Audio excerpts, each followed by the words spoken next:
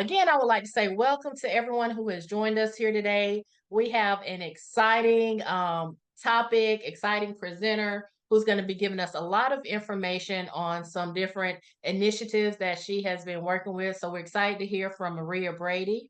Just as a talking point, just a reminder, this is a part of our 30 Minutes of Excellence series.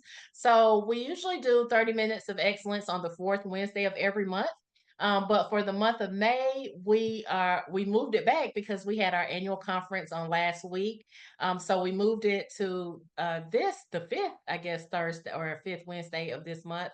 And instead of 30 minutes, we called it the Power Hour because this is going to be an entire hour. So you get 30 minutes of excellence sessions in one. So I'm excited to introduce our presenter for today, Maria Brady with the U.S. Department of Labor Office of Apprenticeship on Detail to Chief Evaluation Office. So here I am going to turn it over to Maria, and Maria, you can take it away. Thank you so much, Kim. Can you hear me okay? We can. Okay, awesome. Welcome everyone to our power hour. I practiced how to say that and it didn't come out right. It sounded like a UH instead of an ER. Anyway, welcome.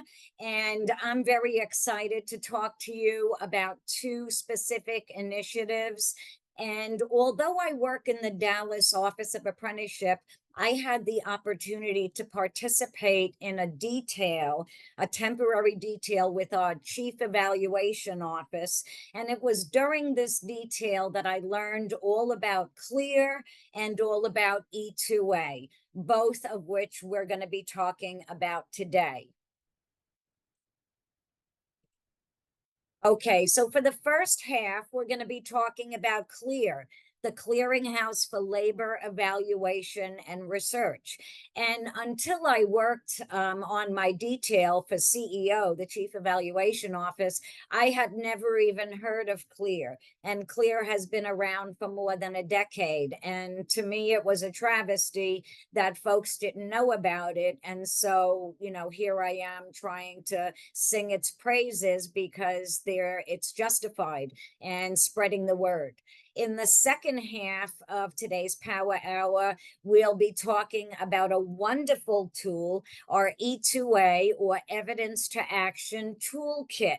And there are many E2A products that are coming online, but I'm going to specifically talk to you about our E2A Toolkit. And please stay on because it's really an excellent piece of work. But first, let's talk about the Clearinghouse for Labor Evaluation and Research, or CLEAR. Okay, so what we want evidence-informed policy and practice to look like is that we have a question, we're providing technical assistance, maybe we're putting out a grant opportunity. Basically, you have some decision making, and lo and behold, you would like it to be evidence-based. So what do? You find research evidence. You incorporate those insights into your policy making, decision making, what have you. And then you do a happy dance, right? So it's this linear process. You have a question, you find the evidence, you incorporate the evidence, and small children cry. Is that the way that it works? No, nada, yet. Okay, because in reality, there are lots of studies. They're very technical and complex, use different methods, all the stuff in the middle, and particularly lots of studies. I get lost, and really I think of, the phrase paralysis by analysis, and that's what comes to mind. And pretty soon I end up like the clip art picture on the right. I'm losing my mind. And maybe this is your reality as well. So, enter CLEAR. Now, notice the burning bush kind of effect. Basically, we take long reports and make short summaries. We take the best of what can you find, and it's in this central place, which is free. This clearinghouse is free. And we also include study ratings, in terms of causality. Is it high, moderate, low? And it's a trust issue. How much can you trust the evidence portrayed in these findings? And let's see if I can turn this slide. Okay, I'm going to that. Okay. All right. Here are the navigation tabs on the CLIA website. This is the home page. And you'll notice there's a tab for home, topic areas, search for studies, new and trending research, RESEA. And RESEA, by the way, reemployment services and eligibility assessment. If you work in the UI space, that's absolutely critical for you. So please check out that tab. We're not going to be exploring it. And also, you'll see the website where you can access the CLEAR tool, and there's no www. And again, this is free. So I look at the topic areas. There's a drop down of the evidence reviews by topic area. The very first one is apprenticeship and work-based training. I also look at the search for studies, and you can search across all studies in CLEAR. Having trouble turning the slides. Okay, so what is the mission of CLEAR? To make research topics more accessible. What a concept. So that it can inform decisions instead of, doubling as a doorstop or collecting dust on a shelf. If it's not used, what's the point? And a lot of times we spend a lot of money on program evaluation and research, and a few, high-level folks read it, and it never makes its way down to the practitioner ground roots level, where supposedly you're supposed to be using the evidence and the information to inform decision making. So how does CLEAR do this? How does it make research topics more accessible? By conducting systematic evidence reviews of other research and evaluation reports. So it's not original research. So you start with a guiding question. And for me, one of the guiding questions would be, what is the impact of RA, Registered Apprenticeship, service interventions on labor outcomes? Now, this is me because I work in the Office of Apprenticeship, so obviously Registered Apprenticeship is of interest to me. When we talk about service interventions for Registered Apprenticeship, we're basically talking about the on-the-job learning component, the classroom training or academic component that we call related instruction, and then perhaps supportive services. However, that on-the-job learning can be delivered in different ways. The related instruction can be delivered in different ways. Maybe it's traditional, maybe it's front-loaded.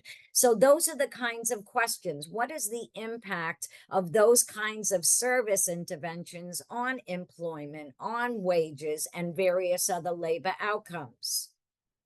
Now, CLEAR summarizes studies in different ways, which I like very much because some things are a little bit more difficult for me to understand, and I like summaries with highlights, for instance.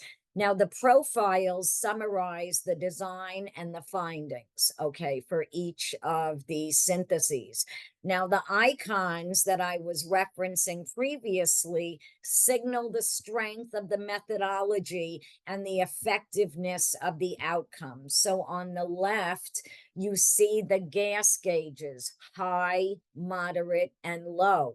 And then on the right, you see the effectiveness of the outcomes. What were the findings? Were they positive? Was it mixed?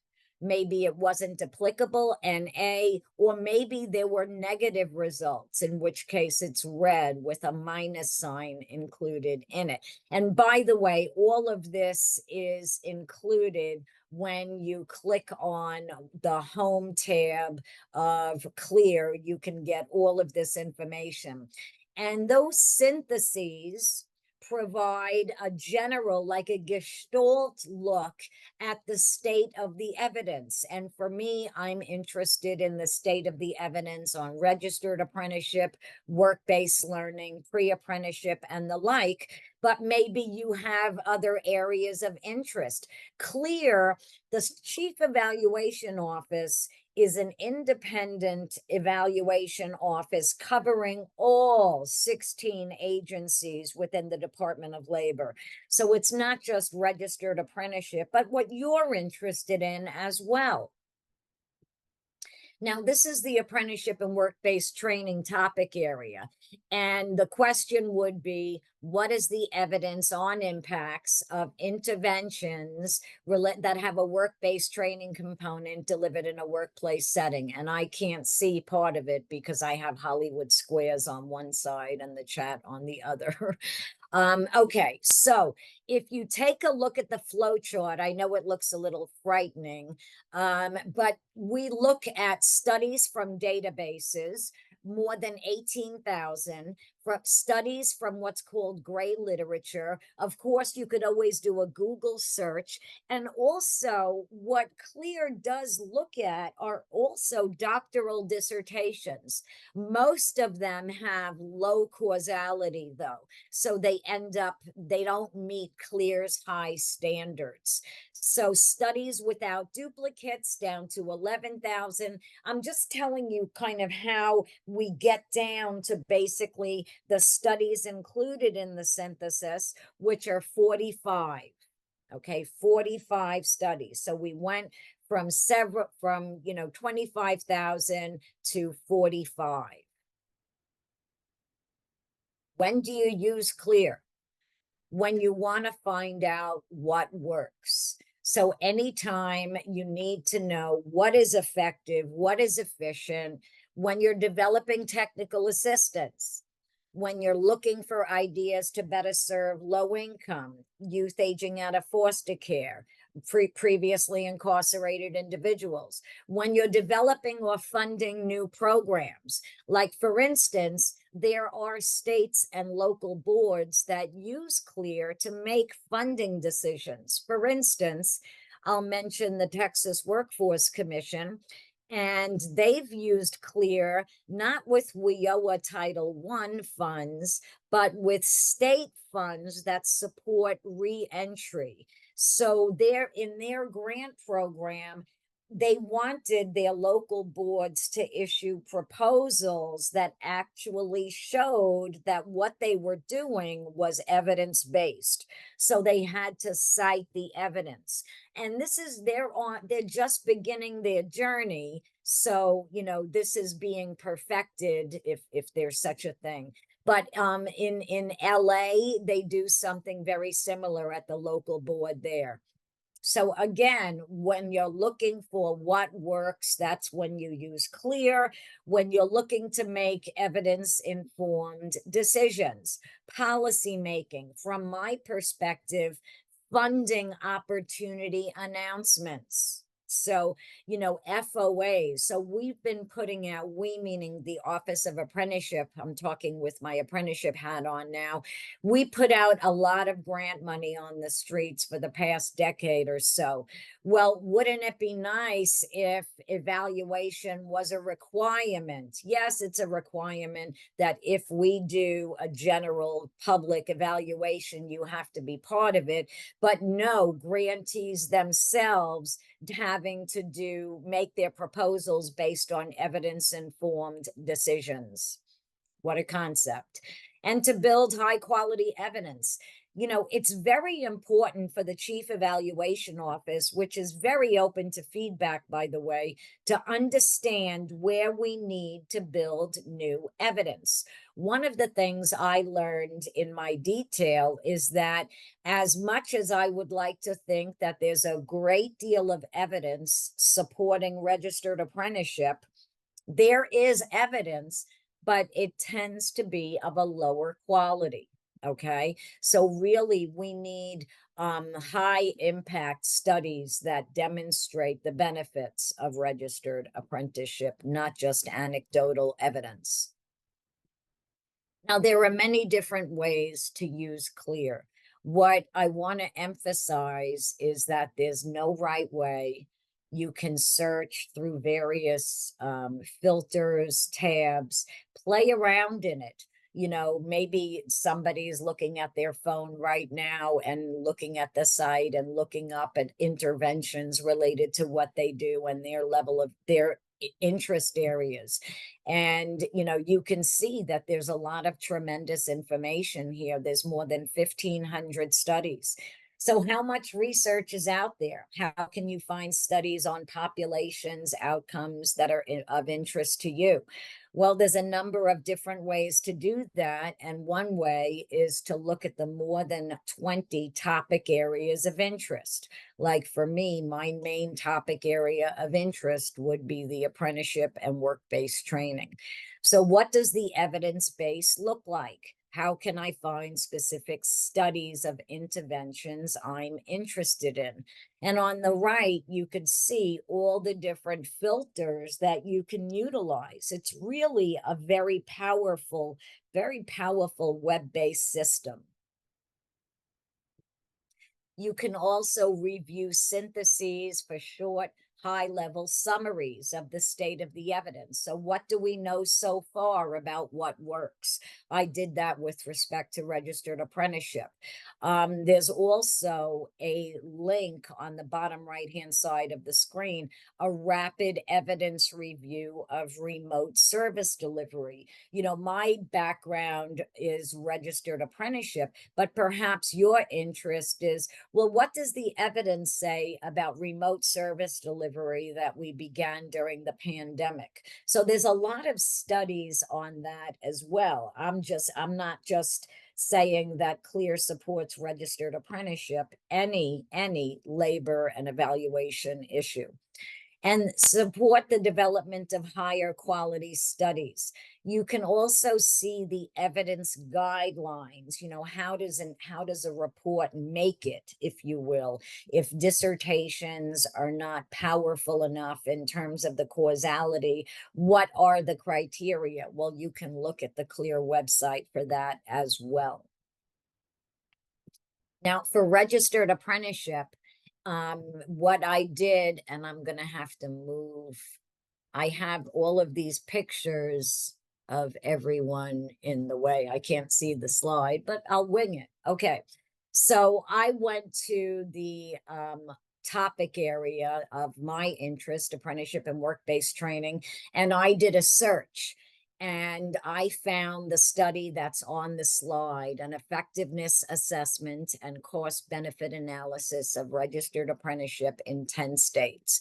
That's a little old, from 2012, but it's something that piqued my interest, and it's a cost benefit analysis. Now, look at the 4 red boxes to the left. Now, notice it's giving me the findings, and we see plus. That's good. Positive earnings and wages, positive for employment.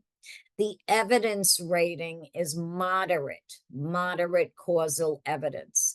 Now, if I want, I can go to the original publication, and also the study highlights are there. And you can print this out. You can export it into Excel.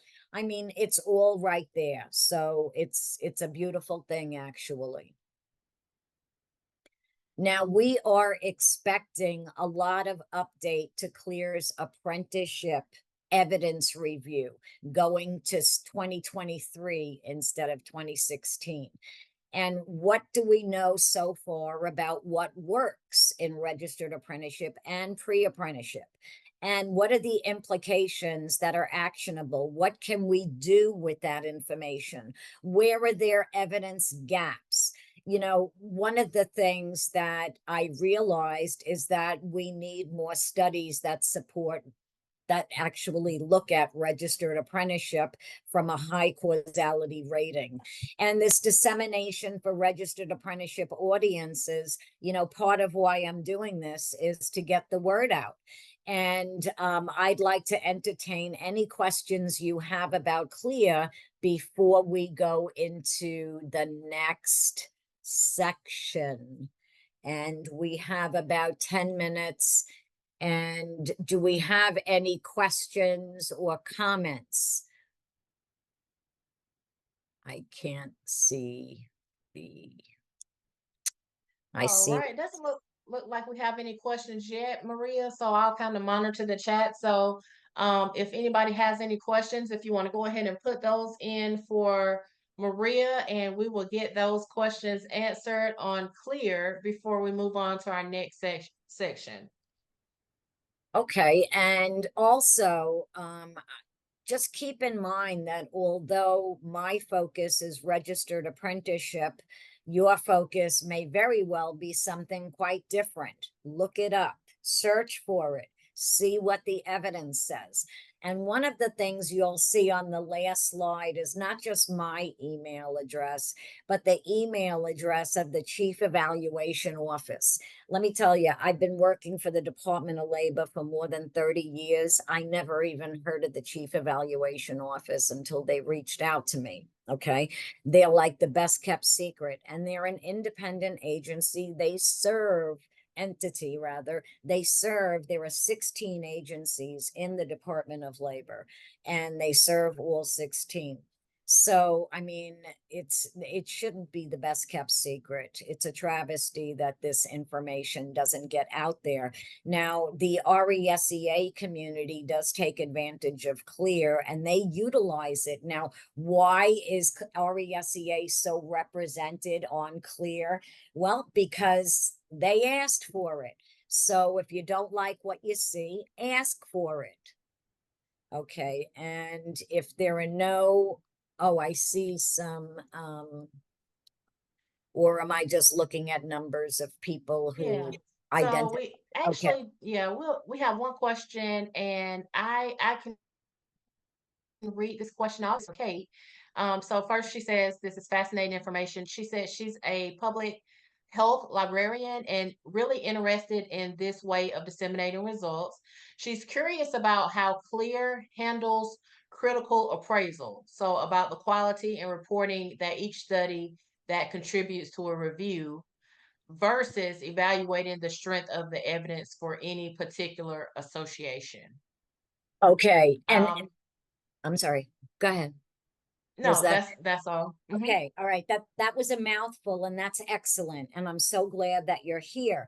And there is a tab on the CLEAR website on the homepage.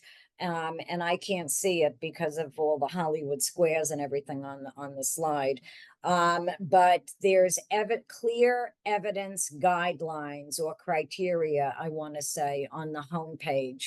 And all of that information is there in terms of, you know, critical appraisals, how it handles X, how it deals with Y.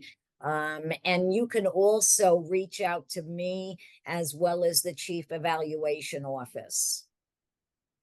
So Right. hopefully that was somewhat helpful. Perfect. And just as an FYI, you will, if you have not received already, you will get a copy of this PowerPoint at the conclusion of the presentation today. And so, Maria, we also have another question, and it's from Dr. Felicia Blakeney, who says they're interested in seeking how one can submit an evidence-based paper to CLEAR. So how can they submit evidence-based paper to be included in this resource? Okay. Basically, I would recommend that you email the Chief Evaluation Office at the email that I'm going to provide, and you reference this webinar and say that you want to submit an evidence-based paper for review. And what the Chief Evaluation Office has is several contractors that work on CLEAR. And the project manager of CLEAR is ABT Associates, ABT.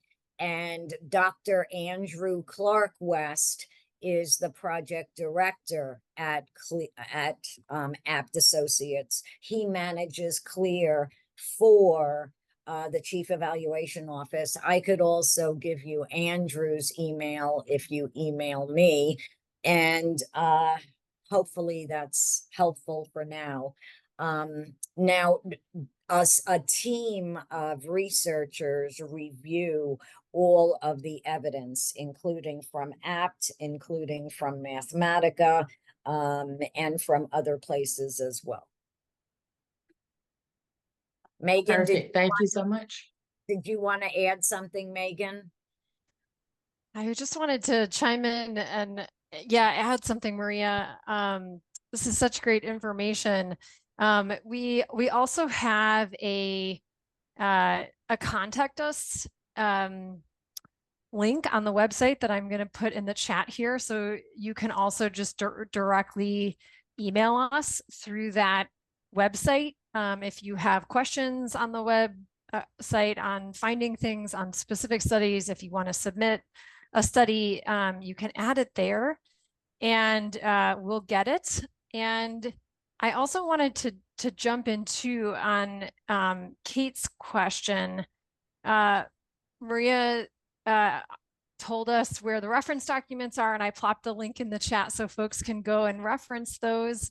I would also add that the ratings are a measure of internal validity, right? So, and then the syntheses are really, what we've done so far is do like a narrative synthesis of the evidence base. So hopefully that helps, in addition to checking out some of the guidelines that we have there. I'm so glad you're here, Megan. By the way, Megan Lizick is with the Chief Evaluation Office. She is surprising me by being here. I did not know that she was going to be able to be here. I was hoping, well, I was hoping that she would be here. So that's awesome. That's awesome. Any other questions? We have a couple of minutes before we go on to the next tool. Okay, well, I'll start with the next tool. Now, Evidence to Action, or E2A, is an initiative of the Chief Evaluation Office of the Department of Labor. And although it's an initiative and there are many products that are about to be produced or are in the process of being produced, one has been published already, and that is the Evidence to Action, or E2A Toolkit. And that's what I'm going to talk to you about in the next half hour. So, Evidence to Action. Okay. Really, in order for evidence to be actionable, right, it needs to be understood. As I mentioned, if it just doubles as a doorstop or collects dust on a shelf, it's not doing anybody any good. And you don't inform your technical assistance efforts, your funding opportunities, perhaps. So what we would like to do is bring people from awareness of evidence to consideration of the evidence that's available, reviewing the information, applying it, and hopefully becoming a champion. So DOL's goal is to find ways of moving you along this path of evidence adoption.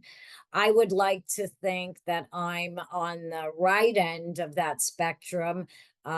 Some may say I'm more of a maniac on a mission, but I think that this stuff is terrific, and I'm thrilled to be sharing it with you this afternoon. So let's start with an opening question, and perhaps you could use the chat. Think of a time when you opened a research report to read it, and then you got stuck. So why didn't you get through it? Tell us, was it too long? The answers, you couldn't find them. It was just walls and walls of text, and all you wanted to do was buy a comma just so that you could understand it better. What was the reason you didn't get through it? Anyone?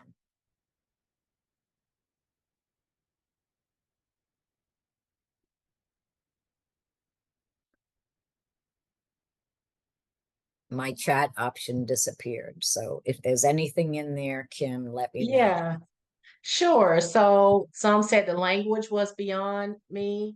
Some said it was too long. One said it was too long. Get straight to the point that I was seeking. One said Wow. overuse of technical terms. Wow. Um, sometimes I give up because the methods are so poorly described. Are a couple. Wow. That is all great. I can't, that's almost like it was planted. Okay. You guys, boy, are you in for a treat. Okay. So what I would like to introduce to you is the Evidence to Action Toolkit. It is free. You can download it by clicking on the link on the slide. The subtitle is Tips for Developing Great Evidence to Action Products.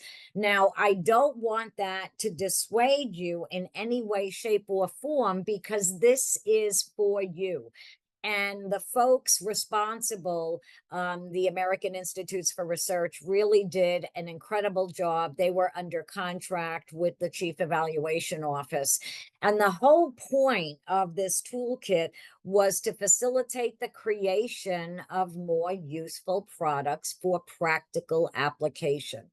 So yes, there's application for researchers, funders, producers of evidence, reviewers, this is it, anyone who prepares written products, presentations. I'm sure we all write emails. This is helpful for you. This is a tremendous resource. And it has a modular design, which means that, like for me, I'm very interested in the infographics and one-pagers, as you'll see shortly. And I can go right to that section. However, we do recommend that you read at least the first chapter to get a sense of how the toolkit is structured, and then go to the module that you're interested in. So the modules, there's an overview and planning for E2A products, chapters 1 and 2. Written products, and that's writing for impact, okay? Not just writing so that you can put people to sleep. And then chapter 4, presentations. Chapter 5 is all about infographics and one-pagers, and that's something that many of us do on a regular basis. And data visualization is the last chapter. So let me tell you a little bit about what you can find in each of these chapters. Okay. Every chapter has an introduction with key steps, as you could see at the bottom of the first snippet on the left. This is an excerpt from chapter 1, written products, and notice it's writing for impact. And just based on some of what was said in the chat with that little exercise, notice what it says here. To capture the attention of your audience, it's important to give them a reason to begin or continue reading. Somebody was saying in the chat, if I heard Kim correctly, that it takes forever to get to the point. It's like you need a manual of direction. There must be a point here somewhere. Also, omit needless words, make every word tell. You know, it says here, this chapter offers tips on planning written products, on writing and design, how to organize writing teams to produce well-written content that motivates readers to act. I mean, and this is in every chapter. It's awesome. On the right is an illustrative example of an infographic and one-pager chapter. And I can't see what it says because I can't see the fullness of the slide. But you'll see that, notice the title really gets your attention. The colors get your attention. The information is much more palatable. This I can see. There are checklists in every chapter, and who doesn't like checklists? Okay, this is from the presentations chapter, and look at the checklist. Plan, develop compelling content, designed to focus attention, saying that twice to emphasize, and delivery and dissemination. And, I'm a trainer, and I know that the first thing you need to do is define your target audience. So regardless of how many times I talk about registered apprenticeship, it's always tailored for the target audience. And that's what this is saying here. Specify what your target audience needs to know. An old trainer trick is tell them what you're going to tell them what you told them. And that's sort of outlined here, but in a much better way. So there are checklists on every or in every single chapter. There are also resources in every chapter. This is the chapter on writing, and it's not just a list of resources. There are links to resources like federal plain language guidelines. Yes, there are plain language guidelines that we're supposed to be following. Someone said in the chat earlier that it's just too technical, or the language, it's not user friendly. And one of the things that the toolkit recommends is to use an 8th grade reading level so that more folks can understand it. There's also a plain writing checklist. There's also going public, writing about research in everyday language. A lot of great tools, and I highlight them because I've gone through them, and they really are a wonderful addition to your arsenal of tools. So let's give some more specific examples of what's in the toolkit. Well, plan for simplicity. Don't bury the lead. This was basically said in the chat. Don't bury the lead. What is the bottom line? Talk about it up front.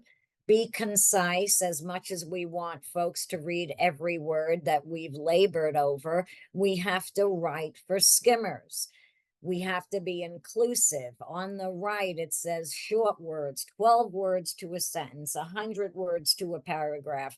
And even in the Department of Labor's funding opportunity announcements, I don't know if any of you listening in are familiar with our FOAs, but they always say no more than 25 pages. So that's in a state proposal for millions of dollars. And then, of course, use line spacing 1.5. Now, the toolkit uses examples to show, not tell. And I really appreciate that. So we're often told to use the active voice, not the passive voice. So there are examples of using the passive voice. And instead of saying it this way, say it the other way. So reducing past the impact of the policy changes was assessed through statistical analysis. I mean, can you get any more talking headish than that? No, we conducted, blah, blah, blah, blah, blah. You see it on the right-hand side. Avoiding noun strings. Our observational research data coding approach was, you're looking for a verb somewhere. We coded data from our observations by replacing hidden verbs. All of these are great tips and tools as you go on your E2A journey. And this is basically saying the same thing, except in larger print. So again, reducing the passive voice, replacing hidden verbs, and avoiding noun strings. And that's something that I'm guilty of too, but something that I'm more familiar with as a result of looking at the toolkit. Take a look at A and B. They both relate to how do claimants interact with staff. They're both looking to answer that. Note the differences, and they're pretty clear to see. Notice that on the left, there's bullets and text. On the right, we have UI staff plus employment services staff and customer service. We also see color being utilized. You know, customers are frustrated. UI staff and employment services staff work together. Okay, so we reduce text where possible, using visuals to convey ideas and color to engage. And so I think we would agree that B is a better sample than A.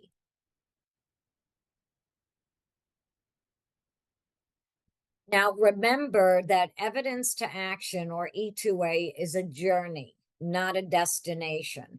And there is a landing page, and I know that Megan also put information in the chat. Please check out the project landing page for the latest information, including the latest products and products that will shortly be available. Now, that's the address, the mail address for the Chief Evaluation Office, as well as my email. And now I'd like to open it up for some questions and discussion. And I wanted to let you know that at the back end of the presentation that you received, there are additional slides. You can export this into Excel. There's a sample profile. There's additional information at the back end of your presentation. So with that, okay. Now maybe I can see the chat. Nope. Okay, there it is.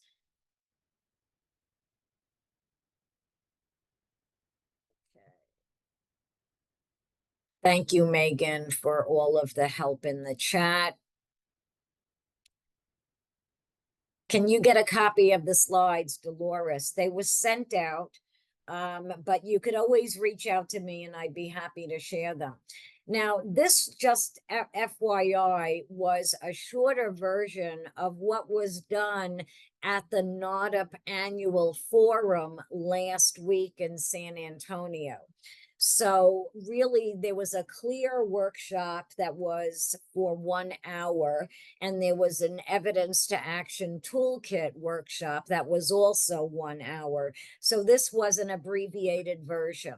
So if you're interested in having those larger versions, if you will, please feel free to reach out to me. Mary said the language was, oh, okay, in terms of when you have research reports. Exactly. Sometimes I give up because the methods are poorly described. This is so timely. Thank you. I really thank you for that. And I love checklists too. Kate already shared it with a bunch of colleagues. Wow, thank you. And how do studies in CLEAR get tagged with subject headings? Megan, would you like to take that? Sure. Hi, let me just turn my camera on. So we have a tagging protocol that you can find. I know we have at least 1 or 2 other CLEAR colleagues here on the phone. Bill, maybe I could ask you to put the tagging protocol in the chat.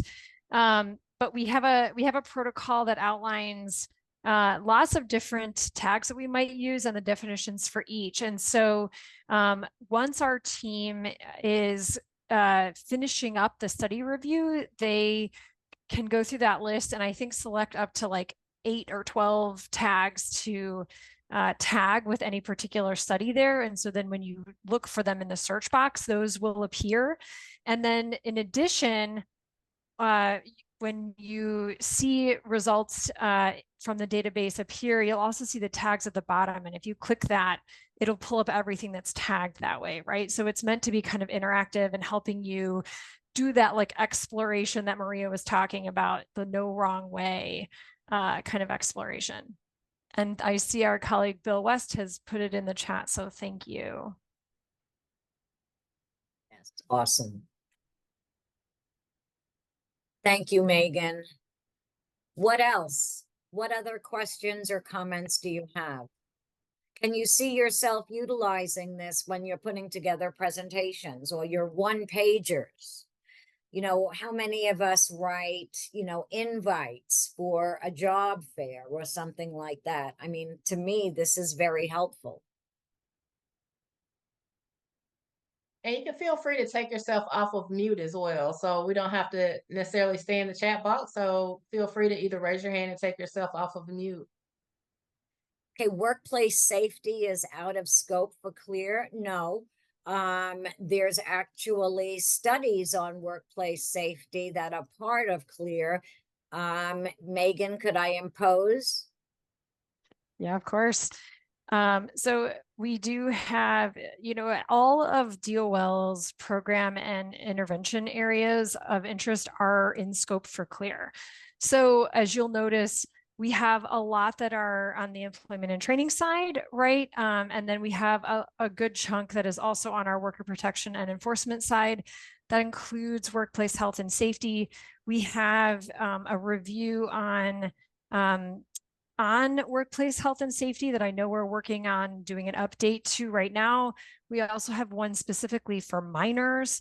And then we also have a number of evidence reviews and syntheses that we've done around things like how to conduct enforcement and workplace inspections, safety inspections, for example, like during the pandemic, and how to stay safer and how to do those in different ways. So we have a variety of different types of resources there and are looking to expand. We're actually working through a few different pilots to try to expand more in this area.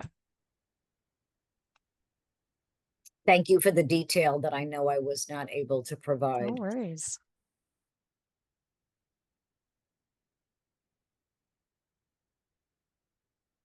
And Megan and Maria, can you talk a little bit about how often the CLEAR website, how often is it updated, or how often are you adding the studies or the research? Ongoing, that's the easy way, but I'll defer to Megan. I don't want to steal your thunder, Maria. No, you're doing you're such an not. awesome job. This is hot thunder. This is burning bush kind of thing. No, I mean, your answer's right all the time. So, you know, the trick with these systematic evidence reviews, if you remember Maria's slide with the funnel, right, how we're looking at like tens of thousands of studies, it does take some time to kind of find those and screen them and make sure that the ones that we're putting in are really the best studies that we have, that the most credible, most reliable, that answer those questions. And so it can take sometimes like 18 months to 3 years to kind of go through that whole process. But we're always doing them in an ongoing basis. So you'll notice like there's always going to be new studies coming in lots of different topic areas of interest.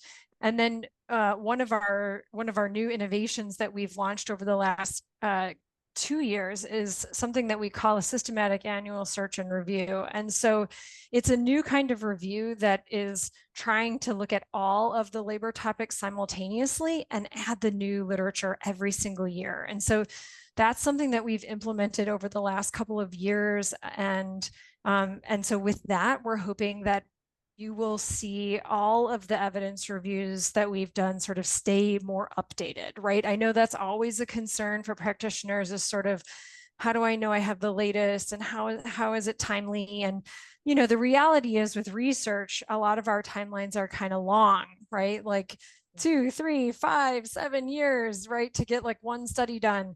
And so, you know, CLEAR's implemented this new kind of review to try to shortcut some of that. And so our goal is to kind of always be lagging by like 1 year, like the present year. So, which, you know, is pretty good. And we're glad for you to check back regularly and see what new things we've added.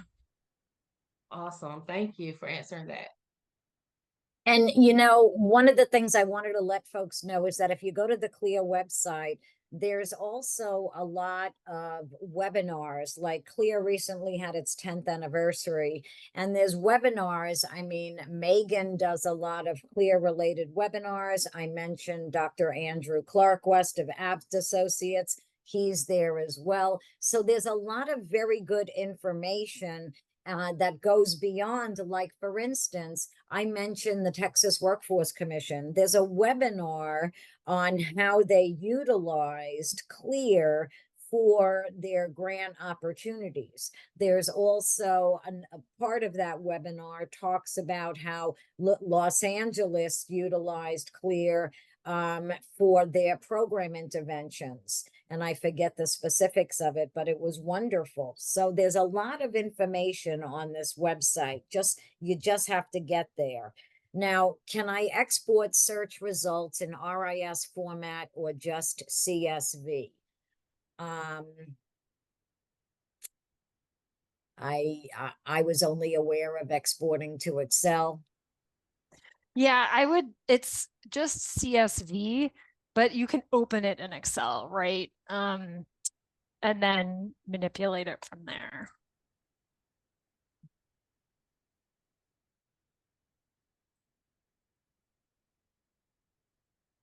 Any other questions or comments? Can you see yourself utilizing this resource, both resources? Okay, I saw Yeah, we Julie. would love to hear that. Awesome, great. I love how easy it is to navigate. Wonderful, Kate. Thank you. Epistemonic, I'm working on doctorate, excited about the possibilities. Thanks, Jason. And Jason, you know, I was a little surprised, okay, when I started learning about Clear, and in terms of, you know, how doctoral dissertations maybe did not make the criteria. So, I mean, I would encourage you to read that. I think you'd find it interesting. And we would love to hear your success stories or just your stories of after you've implemented and, you know, went back and researched the E2A Toolkit and Clear. If you implemented or used that, we would love to hear how you implemented. So please reach back out to us as we're continuing to share this information. Absolutely. Are they the systematic reviews discoverable in bibliographic databases other than Clear? That's an interesting question. I think the answer is no, because we post everything publicly, right? We host the Clear website as sort of like a public good.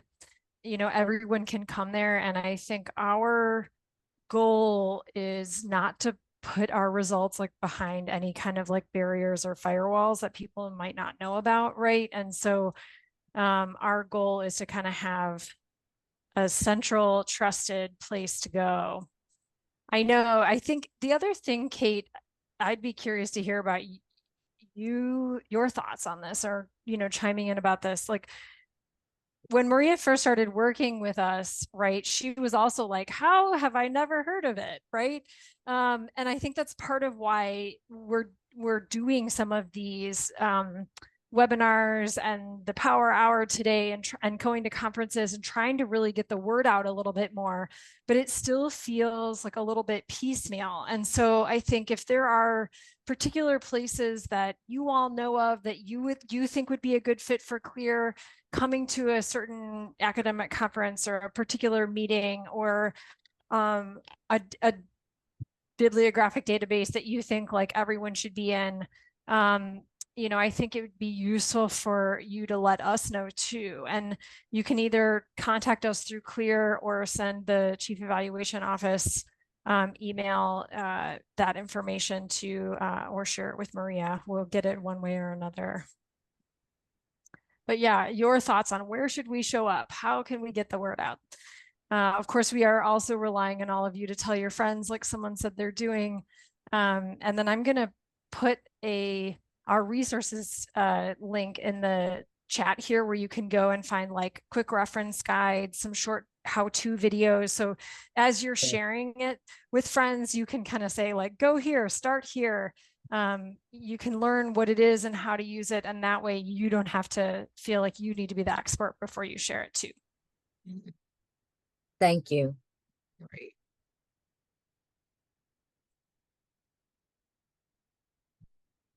We have a few more minutes.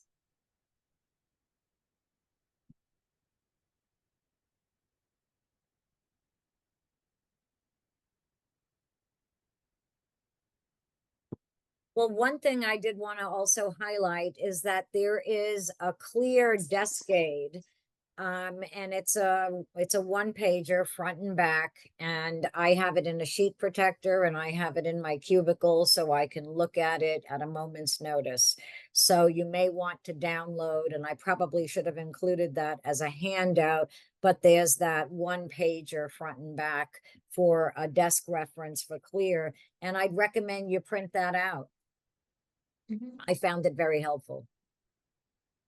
And Maria, if you want to email that to me, I can send that Yes. out along with your PowerPoint and the recording, so it can all come in one package. You betcha. Right. And Megan, to your point, we will be having a Business Services Academy in Maryland in August. And we will have business service representatives there. And one of the endorsements, one of the things that we would love training on is really how we use evidence-based research to reach out to businesses. So hopefully that can be a partnership. I'm going to reach out to you. I'm going to reach out to you all once this is over. Maria and I had talked about it earlier, and I don't think Maria's going to be able to come, but I will definitely reach out to you. But, really as we're going in as workforce professionals, speaking to those businesses and not just saying these are the services that we have, but this is the evidence that shows why these Yes. apprenticeships works or these sector strategies work. Yes. So I'll be reaching out to you. That's great. That's great. And I want to thank NAUDEP for sponsoring this session and for supporting the toolkit and all of the information on LinkedIn. And just thank you so much. I love NAUDEP. It's an incredible organization and it's one of my favorites. So thank you for all that you do for this system. Well, thanks to you all, and thank you to everybody who came out today. Again, you will get a follow-up email with all of the resources that we had today, in addition to the recording as well as the PowerPoint. So with that being said, it doesn't look like we have any other questions. Megan, Maria, and I think it was Bill West, right? Bill Was the West, other yes. colleague. Thank you all so much for being here with us today. Maria, of course, you are an amazing asset to NAUDEP. We love having you on, so I appreciate you being here and sharing this power hour with us. We look forward to seeing you all very, very soon. And like Maria said, if you have any questions, you can reach out to them, or you can reach out to me and I can pass that information along as well. Right. So thank you all. Thank Thank you. you. If you have an emoji on here and you're still on, I would love for you to just give them a hand clap. I see Judy already did it. So again, a big thanks to everybody for showing up. And we look forward to seeing you all very soon. Happy Wednesday. Thank you. Thank you all. Have a great afternoon.